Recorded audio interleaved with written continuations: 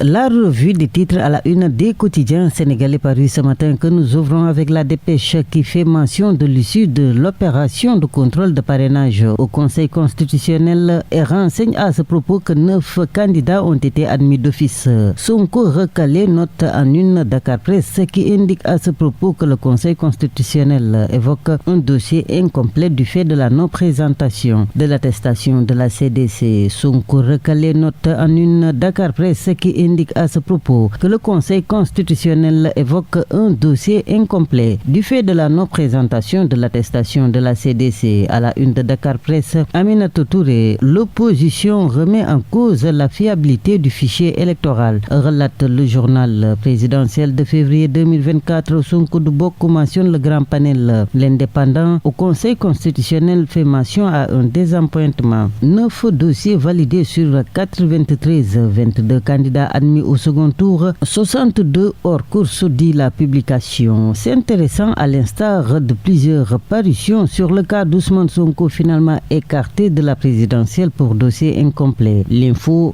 parle d'un coup de grâce à l'encontre du maire de Ziguinchor, livrant à ses lecteurs les rouages des dossiers politico-judiciaires. 24 heures barre en une, je cite: tout mensonge doit une dette à la vérité. Contrôle en validation des parrainages, suite et pas fin, écrit sur le quotidien. Vendredi d'échec, titre la publication qui dans le détail relève 0 admis d'office sur 14 candidats. Au dernier jour de contrôle des parrainages, Talla Sylla ayant retiré son dossier, Ousmane Sonko recalé, Aïda Mbodj invalidé, Bougane Gueye, Thierno Alassane Sall et Amadou Ly Dakile admis à régulariser leur doublon. Plan de survie, le titre est à la une de Bës Bi Le Jour, le journal qui s'intéresse également ce matin à l'invalidation de la candidature d'Ousmane Sonko, annonce que les avocats de ce dernier vont introduire un recours tout en citant Habib Sy, Cheikh Tidiane Dièye et Diomaye pour le sauvetage du projet. Et puis loin de la politique, l'Observateur qui scrute ce samedi le marché parle de tension. Et pour cause, dit le quotidien du groupe Futur Média, la hausse des prix du riz non parfumé et la rareté des bonbons de gaz butane. À la une du journal, les justifications du chef du service régional du commerce de Dakar,